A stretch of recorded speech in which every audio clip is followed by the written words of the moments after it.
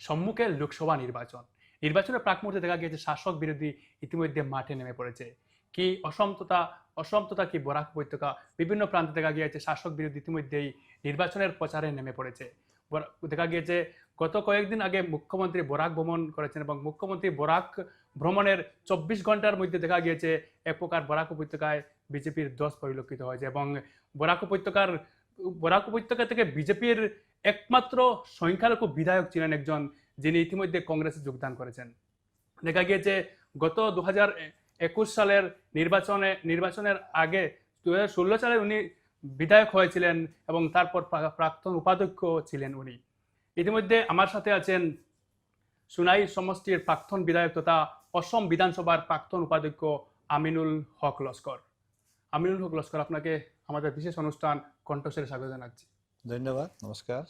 প্রথম প্রশ্ন, যেহেতু মুখ্যমন্ত্রী বরাক ভ্রমণে 24 ঘন্টার মধ্যে দেখা গিয়েছে আপনি বিজেপি ছেড়ে কংগ্রেসে যোগদান করেছেন, এই ধারণাটা আপনার হঠাৎ করে আপনার মনে এসেছে না এটার পূর্বে পরিকল্পনা ছিল? না, অ্যাকচুয়ালি এটা হঠাৎ কোনো ধারণা নাই, এটা প্রায় পূর্বের পরিকল্পনাই। যে মুখ্যমন্ত্রীর বরাক সফরের সঙ্গে এটার কোনো সম্পর্ক নাই। মুখ্যমন্ত্রী তার একটা উদ্দেশ্যে গিয়েছেন, আমি আর একটা উদ্দেশ্যে আমি কংগ্রেসে জয়েন করেছি, এটার লগে কোনো সম্পর্ক নাই। দেখা গিয়েছে যে ইতিমধ্যে দেখা গিয়েছে বরাকের সংখ্যালঘু বিধায়কদের মধ্যে সিদ্দিক আহমেদ ছিলেন কংগ্রেসে। ইতিমধ্যে সিদ্দিক আহমেদ বিজেপিতে এক প্রকার সরকারের সমর্থন করে বিজেপিতে ঝুঁকেছেন, কমলাক্ষ থেকে শুরু করে। যেহেতু এই কংগ্রেসের এই দুর্দিন চলছে, এই কংগ্রেসের দুর্দিনে আপনি হঠাৎ করে এই সিদ্ধান্ত, কংগ্রেসে যোগদানের যে সিদ্ধান্ত কেন নিলেন? না, কংগ্রেসের দুর্দিন তো আমি বলতে পারবো না কিরকম দুর্দিন আছে। প্রত্যেক দলের এবং প্রত্যেক ব্যক্তির উত্থান এবং পতন দুইটা হয়। আমি যখন 2011-তে বিজেপিতে জয়েন করেছিলাম, আজকের যে কংগ্রেসের পজিশন 2011-তে বিজেপির পজিশন এর চেয়ে বেশি খারাপ ছিল। আসামে মাত্র 5 জন বিধায়ক ছিল, 2 জন সাংসদ ছিল। এই হিসাবে তো আজকে কংগ্রেসের মানে পজিশন 2011 যখন আমি বিজেপিতে জয়েন করি এর চেয়ে ভালো পজিশনে কংগ্রেস আছে। কারণ কংগ্রেসের প্রায় 20-22 জন বিধায়ক আছেন, সাংসদ 3 জন আছেন। এরপরে কংগ্রেসের যে দুর্দিন বলতে পারবো না, কংগ্রেস থেকে কিছু সুবিধাবাদী যারা বিধায়ক অনেক দিন কংগ্রেস থেকে অনেক মানে বেনিফিট নিয়েছেন, বিধায়ক হওয়ার যোগ্য না ব্যক্তি বিধায়ক হয়েছেন। ওরা একটা দলের যখন দুর্দিন হয়, দল থেকে যাওয়াটা এটা কাপুরুষের পরিচয় দেওয়া। আমরা সাধারণত পরিবারে দেখি, আমরা মা বাবারা অনেক কষ্ট করে ছেলেকে মানুষ বানান, আর ছেলে মানুষ বানার পরে মা বাবা যখন বৃদ্ধ হয়ে যান তখন মা বাবাকে এইরকম কাপুরুষ ছেলেরা বৃদ্ধাশ্রমে দিয়ে আসে। ঠিক ওই রকম যে কংগ্রেসের যারা দীর্ঘদিন মন্ত্রী ছিলেন, বিধায়ক ছিলেন, অনেক সুযোগ সুবিধা নিয়েছেন, মা বাবাকে মানে বৃদ্ধাশ্রমে দেওয়ার মতো কংগ্রেসের এই দুর্দিনে কংগ্রেসকে ফেলে যেখান থেকে দিল্লিতে দিসপুর থেকে দিল্লি যেখানে পাওয়ারে আছে, পঞ্চায়েত থেকে পার্লামেন্ট পর্যন্ত যারা বিজেপির পাওয়ারে আছে, এদের দলে যাওয়া কাপুরুষের পরিচয় দেওয়া, আর কিছুই না। আর বিজেপি তো আপনাকে অনেক কিছু দিয়েছে, আপনাকে উপাধ্যক্ষ বানিয়েছে, তারপর আপনাকে দ্বিতীয়বার টিকিট প্রদান করেছে বিজেপি। তো হ্যাঁ, বিজেপির কাছে আমি অকৃতজ্ঞ নয়, বিজেপি আমাকে অনেক দিয়েছে।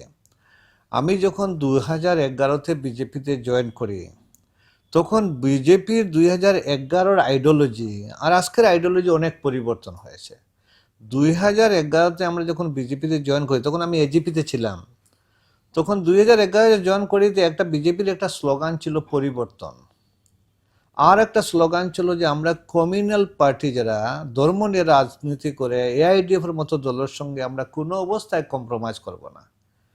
এই যে স্থিতি যেটা বিজেপির এখন নাই, বিজেপির হয়ে যখন এআইডিএফ এর বিধায়করা নির্বাচনী প্রচার করবে, বিজেপির হয়ে যখন ফ্লোরে মানে এআইডিএফ এর বিধায়করা সমর্থন করবে, বিজেপির প্রজেক্টেড ক্যান্ডিডেটরা এআইডিএফ এর এমএলএরা যখন রাজ্যসভায় হোক রাষ্ট্রপতি ভোটে যখন সাপোর্ট করবে, বিজেপি আর এআইডিএফ যখন মানে তারা বন্ধুত্ব অথবা মধুর বন্ধু শিখির অপিট হপিট এরকম পরিচয় হয়েছে, তখন আমি দেখছি যে আমার যে বিজেপির থাকে যেগুলা কাজ করার দরকার ছিল ওই কাজটা এআইডিএফের বিধায়করা করতেছে, এর জন্য আমার বিজেপিতে থাকার দরকার মনে করি না আমি আছে বলে। কারণ এখন নির্বাচনীয় সময়ে আপনারা দেখছেন, আমিও দেখছি, সোশ্যাল মিডিয়াতে হয়েছে, আজকে মঙ্গলদৈর সাংসদের গাড়িতে বসে আছেন এআইডিএফের বিধায়ক, সুনাইয়ের বিধায়ক, শিলচরের সাংসদ ক্যান্ডিডেট পরিমল শুক্লবৈদ্যর জন্য ওপেন সভাতে বলছেন যে আপনারা পরিমল শুক্লবৈদ্য একজন ভালো মানুষ, এর জন্য আপনারা দোয়া করবেন। মানে এআইডিএফ সমর্থক এদেরকে বলছেন যে আপনারা দরকার হলে পরিমল শুক্লবৈদ্যকে ভোট দেবেন। আপনারা দেখছেন যে করিমগঞ্জের যিনি কৃপানাথ মালা, যিনি প্রার্থী, উনাকে নিয়ে কাটলিসরার বিধায়ক প্রচার করতেছেন। এআইডিএফ এর বিধায়করা যদি প্রচার করে কংগ্রেস মানে বিজেপির প্রার্থীর পক্ষে হয়ে, তো আমার তোর ভূমিকা থাকলো না, যেহেতু আমি বিজেপিতে সিঙ্গল মাইনরিটি লিডার, আমার তো ভূমিকা থাকতে লাগবে। যেহেতু দেখছি আমার ভূমিকা এরা পালন করতেছে, তাহলে এখানে থাকার দরকার।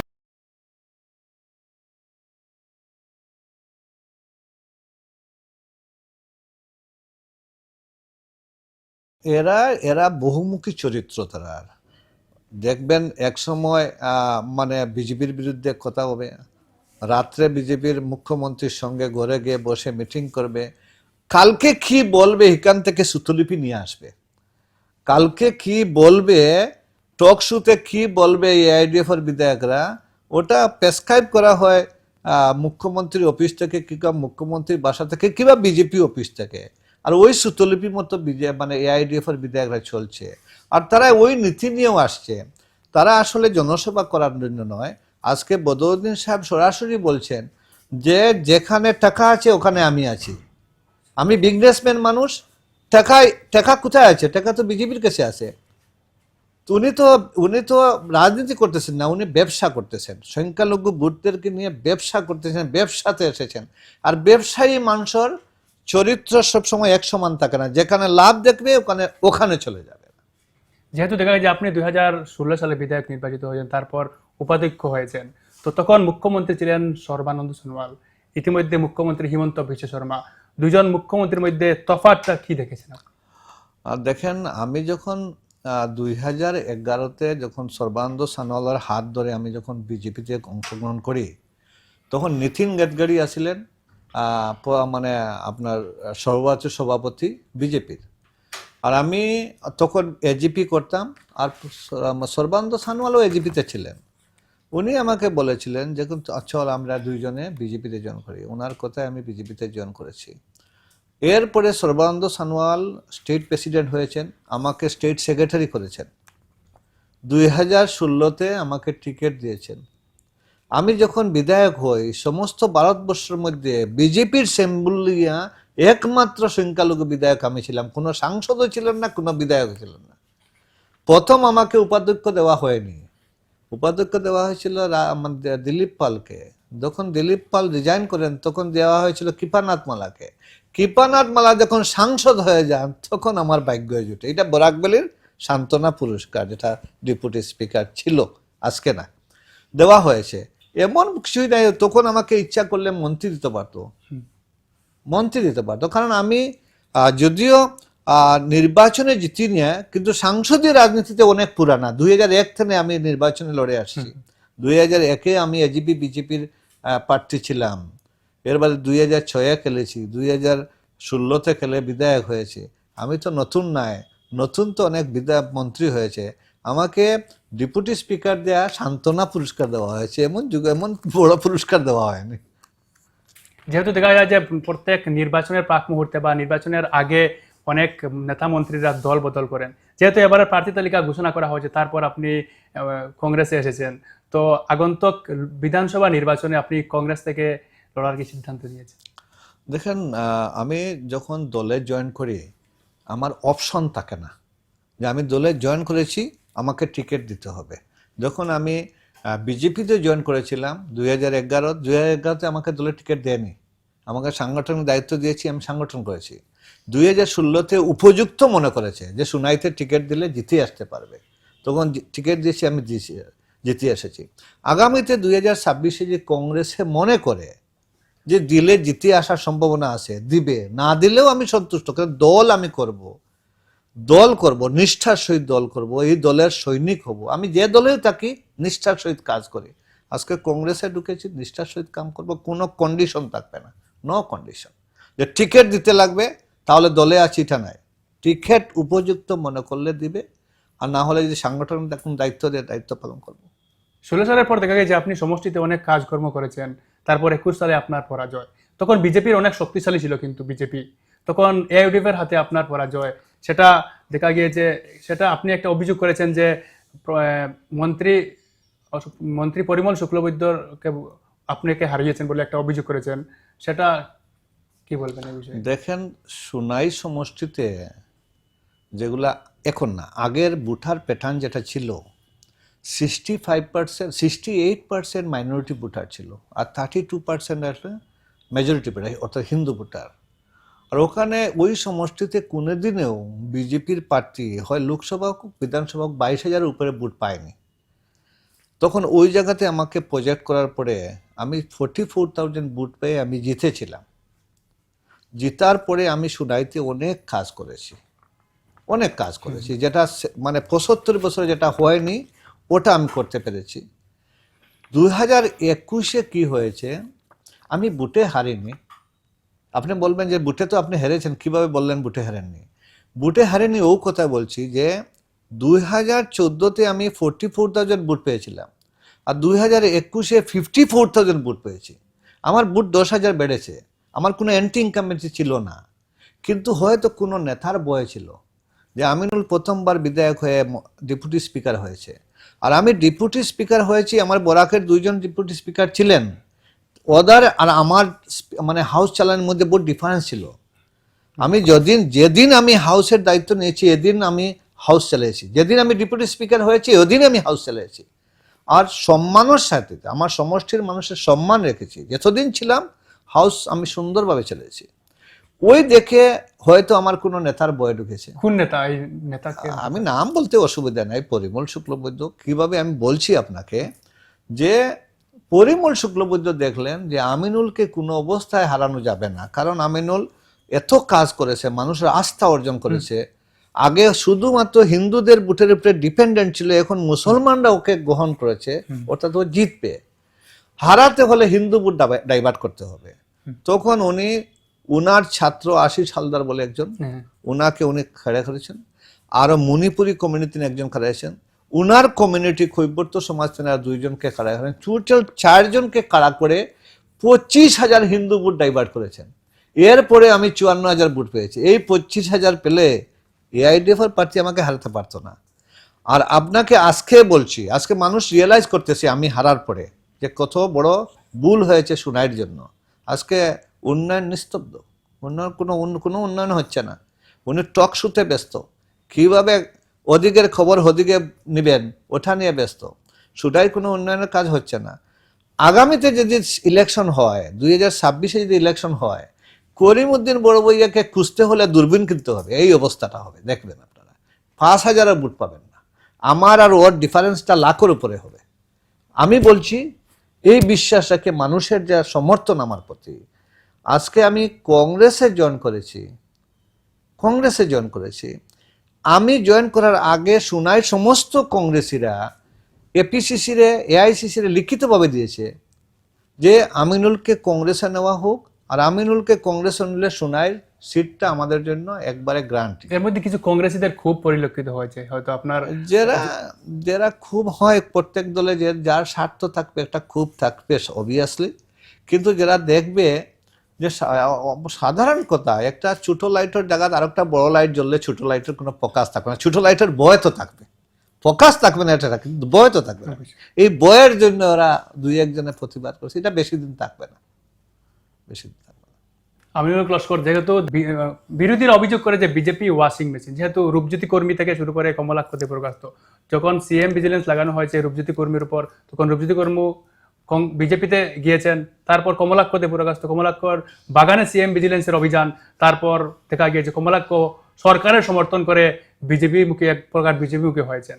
তো এই যে ন্যারেটিভটা কি বলবেন? দেখেন, যারা বয় আছে এরা যারা বয় বেশি আছে এরা সরকার পক্ষের দিকে একটু দৌড়ঝাঁপ করে, কারণ কমলাকর বাগান কেনার ভয় আছে, ওনার গোড়া সিএম ভিজিলেন্সে রেড করেছে, ওনার এগেনস্টে মানে আপনার জিএসটির এটা মানে আছে, উনি কোথা থেকে এত টাকা পালেন এটা নিয়ে অনেক প্রশ্নবোধক ছিল। কিন্তু উনি দেখছেন ওটা থেকে বেচতে হলে আমি সরকার দলে যেতে হবে, উনি গিয়েছেন ভয়ের জন্য। আজকে সিদ্দিক আহমেদের কথা বলেছেন, উনি বাগান সরকারি জায়গা অনেক কিনেছেন, সরকারি জায়গা দখল করেছেন, সরকার দলে না গেলে হয়তো এই সরকার এই জায়গাতে হয়তো বোল্ডোজার লেগে যাবে, বোল্ডোজার থেকে বাঁচার জন্য উনি কংগ্রেসে জয়েন করেছেন, বিজেপিতে জয়েন করেছেন। কিন্তু আপনি আমি একজন ব্যতিক্রমী, যেখানে এত পাওয়ার আছে, আমাকেও সরকারে মাইনরিটি কমিশন চেয়ারম্যান দিয়েছে, অনেক সম্মান দিয়েছে, এরপরেও এত সুযোগ সুবিধা না থাকা অবস্থায় আমি কংগ্রেসে আসছি, কারণ আমার বিরুদ্ধে কোনো করাপশনের দাগ নাই। আমাকে না সিএম ভিজিলেন্স, না ইডি, না সিবিআই, না ইনকাম ট্যাক্স কেউ কিছু করতে পারবে না, কারণ আমি আমার এই রাজনৈতিক পরিক্রমার ভিতরে কোনো দাগ নাই, কোনো দাগ আপনি পাবেন না। আপনারা মানে ইলেকট্রনিক মিডিয়া, প্রিন্ট মিডিয়া, আপনার সব সজাগ মানুষ। আজকে আমি দীর্ঘ মানে 2001 ইলেকশন খেলিয়েছি, রাজনীতিতে আসি, কোনোদিন কেউ একটা বলতে পারবে না আমিনুল ওই কাজটা করেছে যেটা সমাজের হিতে নাই, কিংবা করাপশন করেছে, এরকম একটাও নাই। এর জন্য কোনো ভয়ভীতি নাই। ভয়ভীতি না থাকা মানুষ সব জায়গাতে যেতে পারে। যখন কংগ্রেস সরকার থাকা অবস্থায় কংগ্রেস থেকে অফার পেয়ে আমি কংগ্রেসে জয়েন না করে বিজেপিতে জয়েন করেছি। আর আমি সম্পূর্ণ একটা ব্যতিক্রমী। কাছাড়ের যখন স্টুডেন্টরা যখন এনএসইউআই করে, তখন আমি আশু করতাম। কাছাড়ের স্টুডেন্টরা যখন অল আসাম স্টুডেন্ট ইউনিয়নকে কোনো অবস্থায় বরদাস্ত করতো না, তখন আমি আশু করতাম। কাছাড়ের মানুষ যখন কংগ্রেস করে, তখন আমি এজিপি করতাম। আমার মুসলমান মানুষ যখন ইউডিএফ করে, তখন আমি বিজেপি করতাম। এখন মানুষ বিজেপি করতেছে, আমি কংগ্রেস করব, এতে কোনো অসুবিধা আছে? এর মানে যে আপনি যেখানে যান সেখানে একটা পরিবর্তন আসে। ডেফিনেটলি আছে। 95-তে বিজেপি এজিপিতে জয়েন করেছি, 96-তে সরকার এসেছে, 2011-তে আমি বিজেপিতে জয়েন করেছি, 2014-তে সরকার এসেছে, 16-তে এসেছে। আমি এখন জয়েন করেছি, দেখবেন 26-এ কি হয়, 24-এও হতে পারে, 26-এও হবে, সরকার আসবে। কারণ আমার রাশির সঙ্গে, আমার জয়েন্টের সঙ্গে অন্য দলের একটা সম্পর্ক আছে। এখন বরাক উপত্যকার বিষয় নিয়ে আসি। যেহেতু আপনিও বরাক উপত্যকার, আমিও বরাক উপত্যকা। যেহেতু বিজেপি সরকারের দিনে দেখা গিয়েছে সবকা সাথ সবকা বিকাশ একটা স্লোগান হচ্ছে, কিন্তু অন্যদিকে দেখা গিয়েছে অভিযোগ উত্থাপন হয় যে বরাককে বঞ্চিত করা হয়, বিজেপি সরকার বরাককে বঞ্চিত করা হয় চাকরির ক্ষেত্রে বা বিভিন্ন ক্ষেত্রে, রাস্তার ক্ষেত্রে। দেখা যায় যে আজ বরাক উপত্যকাতে গুয়াহাটিতে বাই রোড আসতে হলে কেমন যন্ত্রণা সহ্য করতে, হয়তো আপনি জানেন বা আমি জানি কিরকম বাই রোড হয়ে আসতে। যদি এক পাশাল বৃষ্টি দেয়, তাহলে মেঘালয়ের 10 পড়ে কত যন্ত্রণার মুখোমুখি হয়। এই বিষয়ে কি বলবেন? আপনিও 5 বছর বিধায়ক ছিলেন, বিজেপি বিধায়ক ছিলেন। বরাকের ক্ষেত্রে যে নজর বিজেপি সরকারের, সেই নজর নিয়ে কি বলবেন? দেখেন, বরাকের এইবার যেটা হয়েছে, এটা ইতিহাস, আর এটা কলঙ্কর অধ্যায় লেখা থাকবে। অন্যদিকে বরাকের দুটা সমষ্টিও করতেন। ওই কথাই বলছি, বরাকর 15টা সমষ্টি আছে। বরাকর পপুলেশন পড়ানো বলছে যে আরো একটা 2টা সমষ্টি হতে লাগে, এখান থেকে 2টা সমষ্টি কাটা হয়েছে।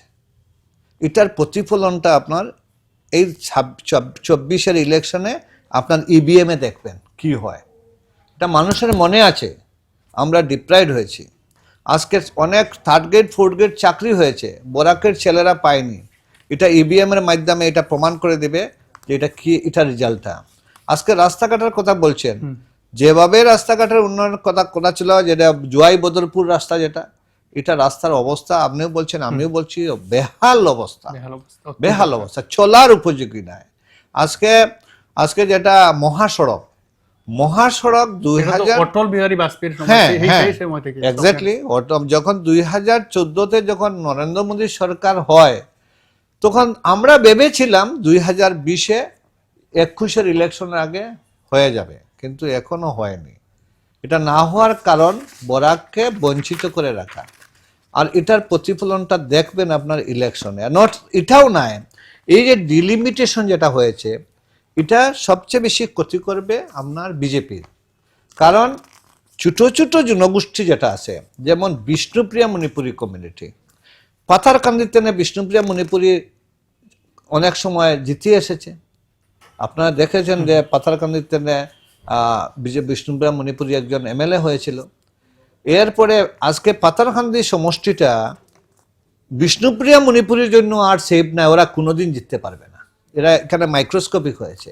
লক্ষ্মীপুর সমষ্টিতে মৈথাই মণিপুরীরা আশা রাখে এখান থেকে জিতে আসবে, তাদের কমিউনিটি ছিল মার্জিন, এটা জিতার মতো তার পার্সেন্টেজ ছিল। এখন লক্ষ্মীপুর সমষ্টিতে মৈথাই মণিপুরী আর কোনোদিন জিতে আসতে পারবে না।